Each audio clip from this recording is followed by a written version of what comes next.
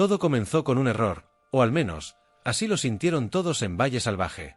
El capítulo 241 abrió la tercera temporada con un golpe devastador, la muerte de Julio. Lo que empezó siendo una maraña de tensiones familiares, rivalidades juveniles y confesiones amorosas, terminó en tragedia. Una tragedia que sacudió por completo el tablero de poder. Martín y Francisco, enfrentados a muerte por Peppa, se vieron obligados a pactar una tregua frágil. Mientras tanto, Bárbara y Leonardo intentaban reavivar un vínculo que parecía condenado a romperse una y otra vez. En otro rincón de la historia, Luisa y Alejo recibieron la noticia con lágrimas en los ojos. No bastaba con la pérdida. José Luis los humilló aún más, prohibiéndoles asistir al funeral en la casa grande. Las reacciones fueron tan distintas como intensas. Adriana intentaba mantener la calma. Rafael asumía, con peso en los hombros, su nuevo rol de heredero. Y Úrsula fingía un dolor que nunca sintió, disfrutando en silencio el triunfo de su plan. Ana, atrapada en el dilema de su propia complicidad, se debatía entre callar o confesar. Pero el miedo a perder a su madre enferma la encadenaba al silencio. Con Julio fuera del camino, no había marcha atrás. José Luis y Victoria vieron en todo esto una oportunidad. Sabían que, con Rafael y Adriana bajo su control, podían consolidar su poder. Pero el Valle no olvida. La muerte ocurrió en pleno Brindis, y bajo la superficie del duelo, la verdad seguía ardiendo. Úrsula movió cada hilo de la tragedia. El futuro de Pedrito y el control de las tierras seguían en juego. Así, Valle Salvaje entraba en una nueva etapa, marcada por el luto, la traición y la lucha sin tregua por el poder. Porque en estas tierras, ningún secreto permanece enterrado para siempre. El amanecer trajo consigo un silencio solemne. La muerte de Julio dejó una huella imborrable en la casa grande y en la casa pequeña. Las campanas de la iglesia repicaron, mientras los criados se movían con cautela, temiendo cualquier error en medio de tanta tensión. En su despacho, José Luis repasaba mentalmente cada consecuencia. Su rostro no mostraba dolor, solo cálculo. Para él, la desaparición de Julio no era una desgracia, sino una oportunidad. El título de heredero caía sobre Rafael, el único con la legitimidad suficiente para continuar la estirpe. Y entonces, Victoria entró. Su rostro brillaba de satisfacción, como quien ve confirmados sus planes. «Ahora lo tienes todo más sencillo», susurró con voz baja, venenosa. «Rafael es fuerte, pero sigue siendo tu hijo. Si sabes dónde apretar, podrás manejarlo». José Luis asintió despacio. En su interior reconocía que Rafael no sería tan fácil de manipular como lo había sido Julio. Aún así, la idea de mantener el poder dentro de la familia lo tranquilizaba. Mientras tanto, Adriana permanecía firme al lado de Rafael. Había perdido a Julio, un hombre que, a pesar de todo, le mostró cariño y hasta intentó protegerla. Su muerte la golpeaba profundamente. Pero también despertaba algo nuevo en ella, la necesidad de resistir, de enfrentarse a la opresión de José Luis y de Victoria. En los pasillos, Pedrito escuchaba en silencio los murmullos de los adultos. Su inocencia se enfrentaba a la crudeza de la realidad. Con Julio muerto, sabía que su propia vida volvía a estar en riesgo. José Luis y Victoria lo veían como un estorbo, un obstáculo para sus ambiciones. Y aunque seguía siendo un niño, comprendía que debía cuidarse más que nunca. En la casa pequeña, Mercedes encendió una vela en memoria de Julio. No le permitieron asistir al funeral, pero nada podía impedirle rendir su propio homenaje. Con el rostro iluminado por la llama, susurró una oración. Prometió que jamás olvidaría al joven. A su lado, Alejo contenía las lágrimas. La prohibición de José Luis lo consumía, pero la determinación en sus ojos era clara, no permitiría que la memoria de su hermano fuera ensuciada por las mentiras del duque. En la casa grande, Úrsula vestía de negro. Caminaba por los pasillos con el rostro abatido y las manos entrelazadas. Parecía devastada por el dolor, pero detrás de ese disfraz se ocultaba la mente calculadora que había cambiado el curso de la historia. Ana, en cambio, ya no podía soportar el peso del secreto. Cada vez que veía a su señora lamentarse en público, sentía que la garganta se le cerraba. El galeno lo confirmó ante todos: Julio había muerto de manera súbita durante el brindis. Nadie quiso indagar más. Las sospechas se ahogaron en un silencio colectivo, un silencio que pesaba como una losa sobre cada rincón de Valle Salvaje. Solo Ana conocía la verdad. Y ese secreto, junto con el miedo, la mantenía encadenada al pacto infernal con Úrsula. Las campanas del funeral resonaban a lo lejos. El valle entero comprendía que una nueva temporada de sus vidas comenzaba, bajo una sombra aún más oscura. Julio se había marchado. Rafael heredaba un peso inmenso. Adriana se convertía en blanco de intrigas renovadas. Y Pedrito seguía siendo la clave de un futuro incierto. El Valle Salvaje estaba marcado por la tragedia. La muerte de Julio se convirtió en el eje alrededor del cual girarían nuevas conspiraciones, alianzas y traiciones. En la casa pequeña, la tensión alcanzaba un punto insoportable. Martín, que apenas empezaba a recomponer los lazos con Matilde, se sintió traicionado una vez más. La reconciliación que tanto había esperado se desmoronaba como un espejismo. La desconfianza volvía a erigirse entre ellos. Matilde había cometido un error imperdonable a los ojos de su hermano. Y Francisco no tardó en aprovechar la grieta para intervenir. «Recuerda», le dijo con voz grave. «El único hermano que tienes de verdad soy yo. Matilde ya te ha demostrado muchas veces que no puedes confiar en ella». Martín lo miró con los ojos encendidos de rabia y de tristeza. Porque, en el fondo, había algo de verdad en esas palabras. Pero dolía escucharlas. Durante años, había esperado que su hermana cambiara. Un error más, creer que la lealtad familiar pesaría más que los resentimientos. Cada vez que un puente parecía tenderse, algo lo derrumbaba. Matilde, consciente del daño que había causado, intentó justificarse. «No quise hacerte daño, Martín. Pensé que lo que conté a Isabel no era importante». «No era tu decisión», la interrumpió él con voz temblorosa de indignación. «Una y otra vez me dejas solo. Primero con los tíos, ahora delante de Isabel. ¿Qué más necesitas hacer para demostrarme que no te importo?» El silencio que siguió fue sofocante. Matilde bajó la cabeza, incapaz de responder. Francisco, con gesto calculado, posó una mano en el hombro de Martín. «No desperdicies más tu energía en quien no la merece. Yo estaré aquí para ti». Aquellas palabras parecían un consuelo, pero escondían veneno. Eran la trampa sutil con la que Francisco buscaba separar definitivamente a Martín de Matilde. Él sabía jugar con las debilidades emocionales. Y su estrategia estaba clara: convertir la relación entre los tres en un campo minado. Martín se debatía entre el dolor de la traición y la necesidad de no romper del todo el lazo con su hermana. Matilde, consumida por la culpa, intentaba acercarse, pero cada intento chocaba con un muro. Y mientras tanto, Francisco, astuto, consolidaba su posición como aliado indispensable. Aunque su mirada lo delataba, no buscaba solo fraternidad.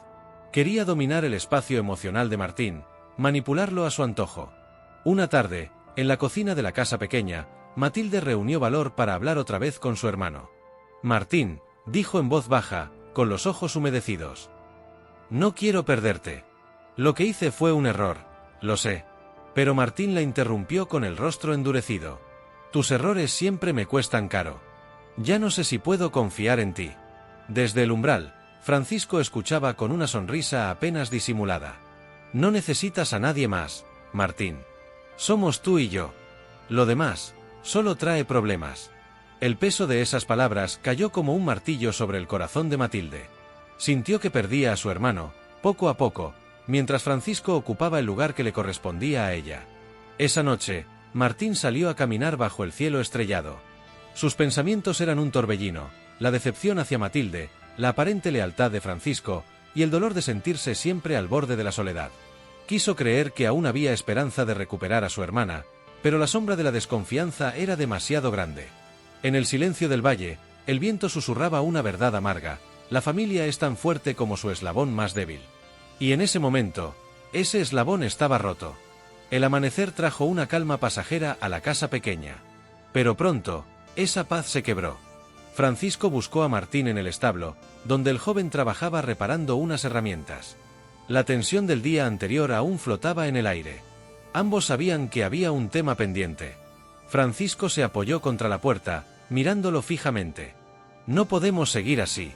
Nos enfrentamos por Peppa como si fuera un trofeo, y eso está destrozando lo que tenemos». Martín levantó la vista, con el ceño fruncido. «No es un trofeo, Francisco. Es una mujer que merece respeto, pero no puedo negar lo que siento por ella». Francisco suspiró, bajando el tono de su voz. «Yo también la quiero, y lo sabes», dijo Francisco, con una franqueza que sorprendió a Martín. «Pero antes que nada somos hermanos, O al menos, lo más parecido que tengo a uno. No pienso perderte por una ilusión. Las palabras descolocaron a Martín.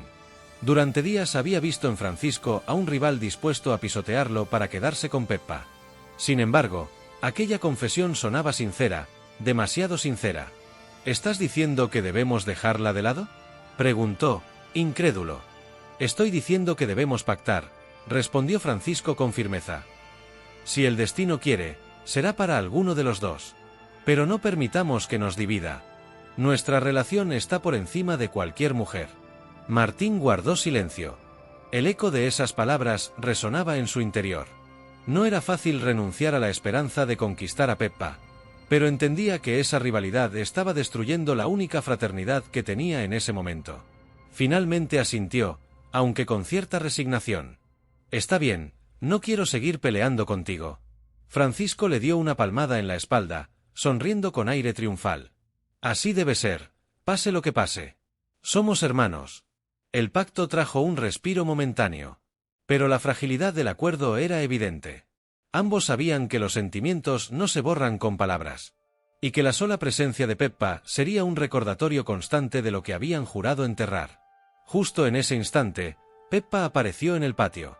Ajena a la conversación que acababan de tener, lo saludó con su simpatía habitual. No notó las miradas tensas que intercambiaban a sus espaldas. Francisco la siguió con los ojos. Martín apretó los puños, recordándose que había aceptado el pacto. Esa noche, al calor de la hoguera, Martín reflexionó sobre lo sucedido.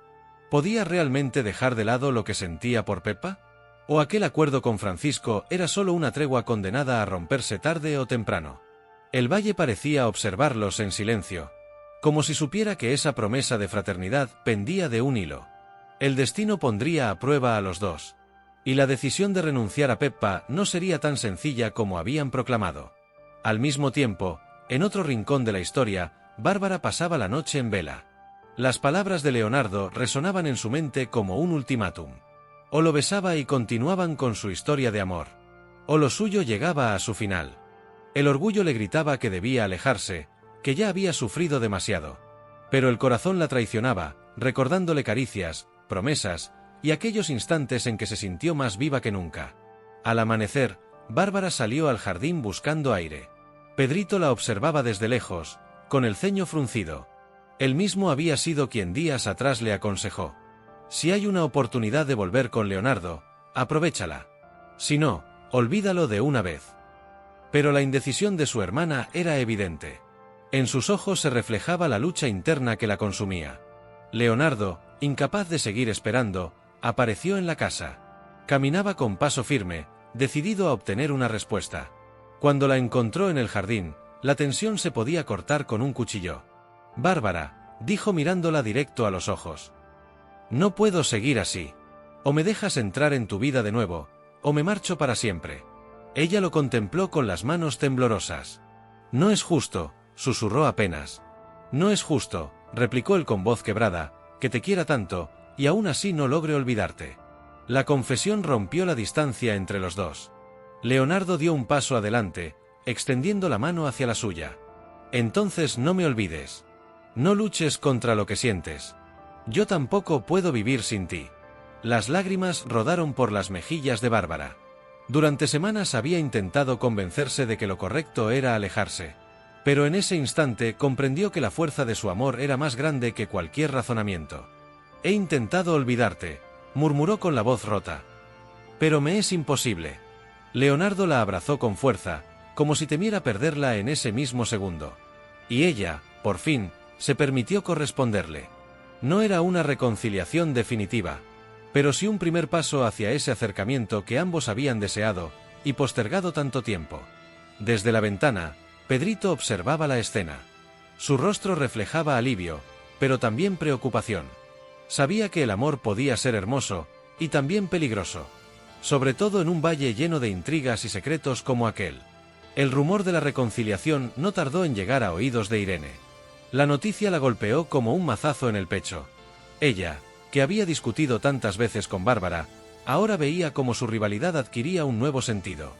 Y esta vez no era por un simple malentendido. El motivo que la atormentaba pesaba como una condena. Irene había cruzado un límite imperdonable con Leonardo.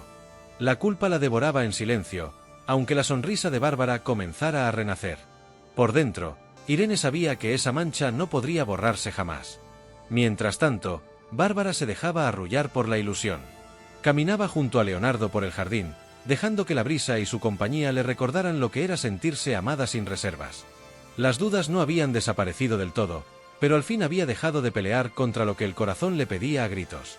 Aquella tarde, cuando llegó la hora de despedirse, Leonardo tomó su mano con solemnidad, como si sellara un pacto. «Prometo que esta vez no fallaré. Si me aceptas, seré el hombre que mereces». Bárbara lo miró con un brillo de esperanza en los ojos, aunque la fragilidad de su voz la traicionó. «Espero que así sea, Leonardo, porque no creo resistir otro adiós». El valle parecía contener la respiración. Ese gesto era apenas un hilo de luz, brillando en medio de las sombras que se cernían sobre la casa grande. Porque todos sabían que en Valle Salvaje ningún amor estaba libre de los secretos ni de la ambición. La tarde caía lentamente sobre los campos cuando Luisa, con el corazón encogido, aguardaba en la entrada de la casa pequeña. Había pasado el día con un nudo en el estómago. La tragedia en la casa grande ya no era un rumor, era un hecho.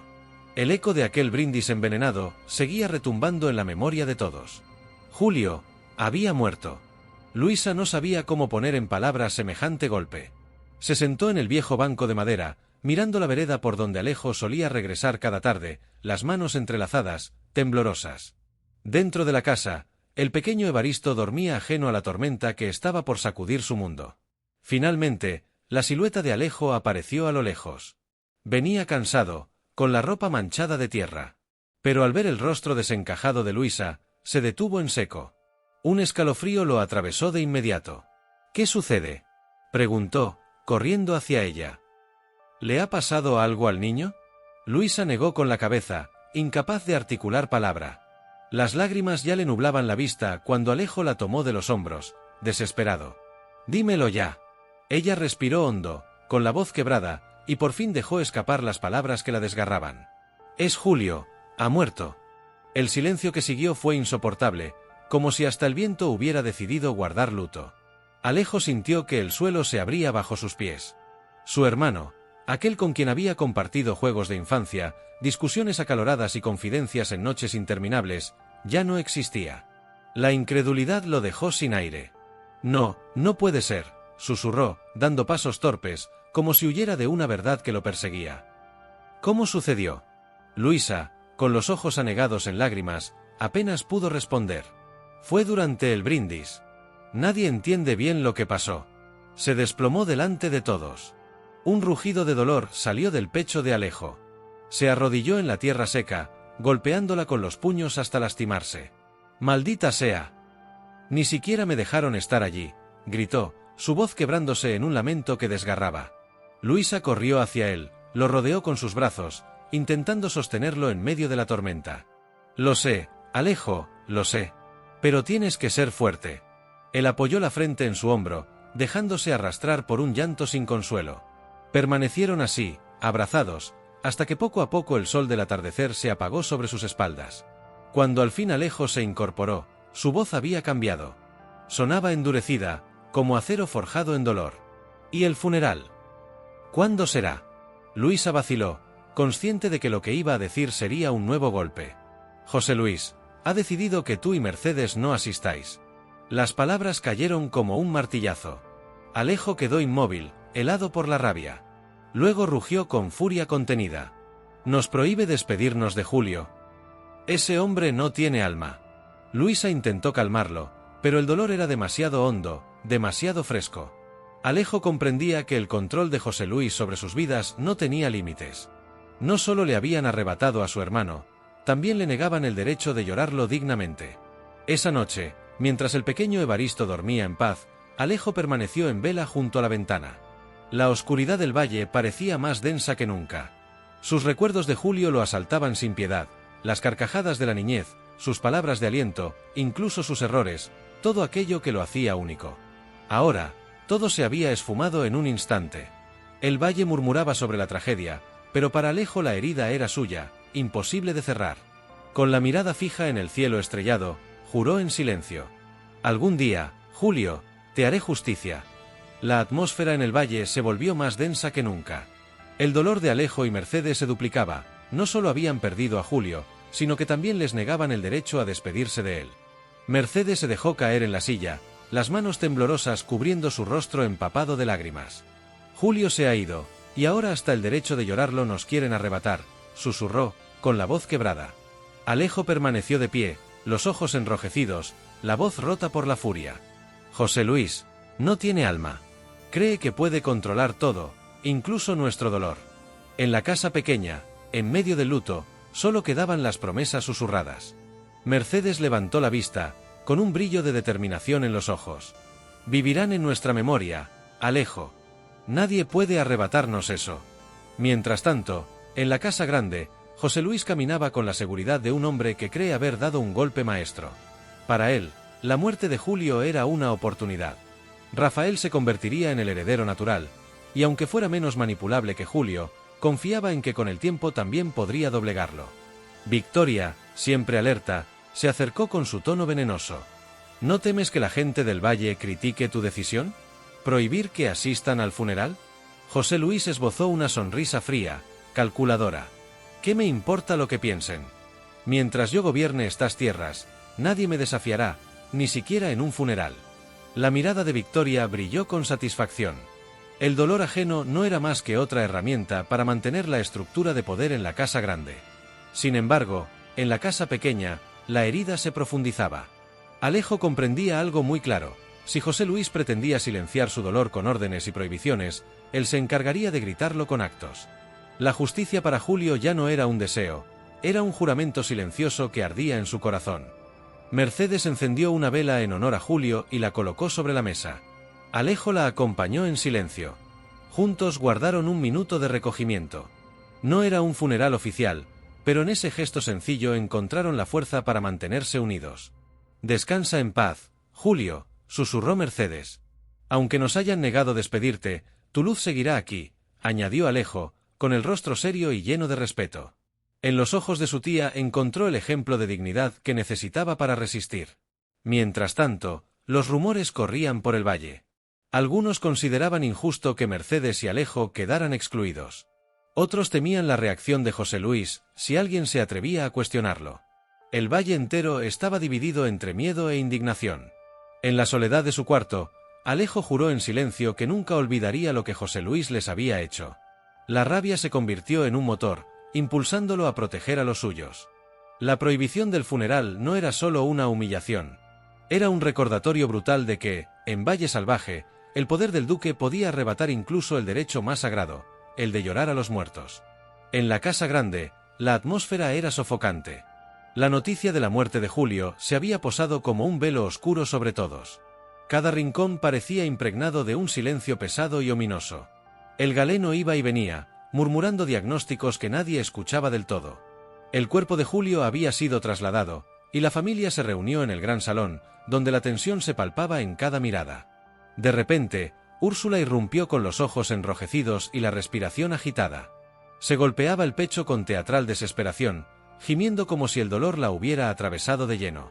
«¡Dios mío!», exclamó, lanzándose hacia un sillón. «¿Y Julio? ¿Cómo pudo suceder?». Algunos criados se miraron en silencio, incómodos ante el espectáculo de su desesperación fingida. Sabían que en sus lamentos había algo forzado, pero nadie se atrevía a decirlo. Úrsula continuaba con su representación, alzando las manos al cielo y repitiendo frases entrecortadas. «No entiendo, todo iba bien y de pronto, se desplomó».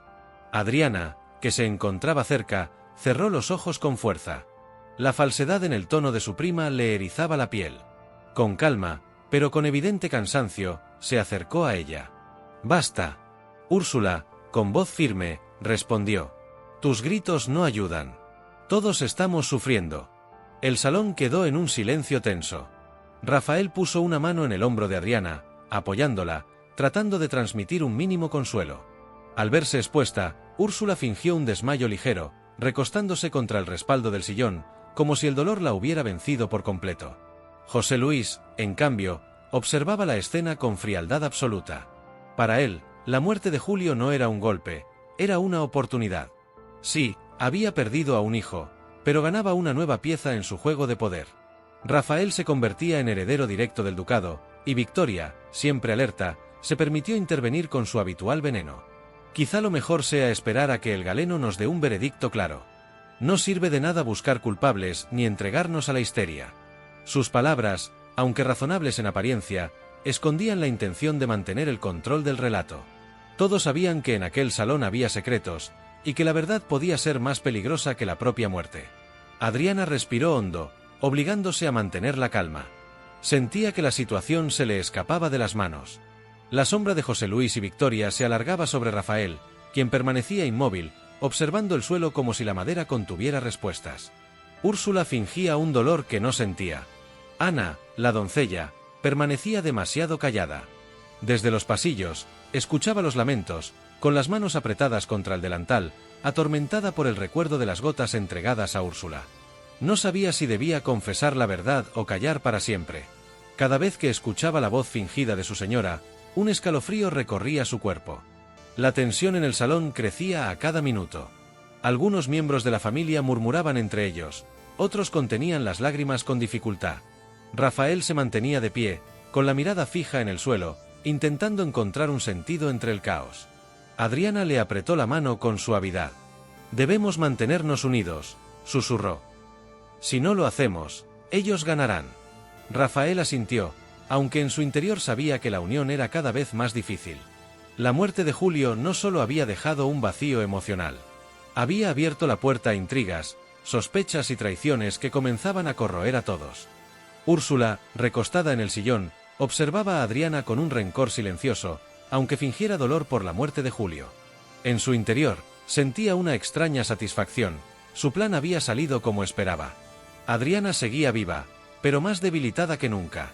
El reloj de pared marcaba las horas con un sonido metálico que resonaba en el ambiente lúgubre.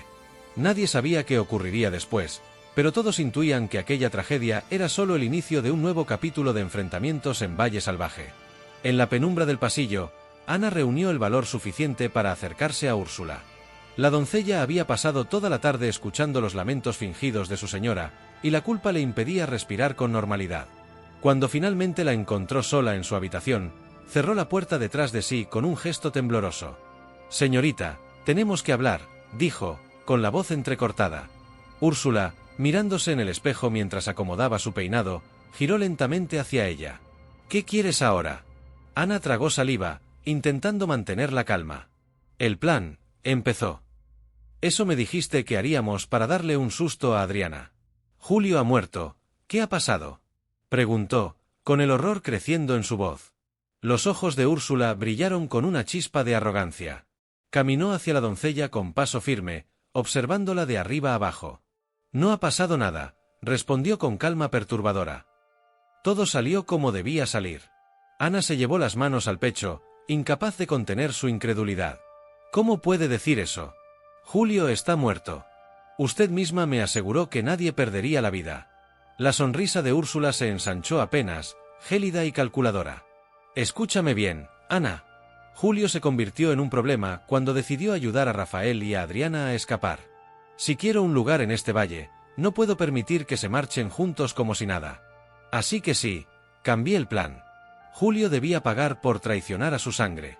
La doncella dio un paso atrás, con el corazón latiéndole a 1000 por hora. «Entonces, no fue un error», dijo con voz apenas audible. «No», replicó Úrsula con voz cortante. «Fue una decisión. Y si quieres salvar a tu madre, te conviene callar y seguir a mi lado».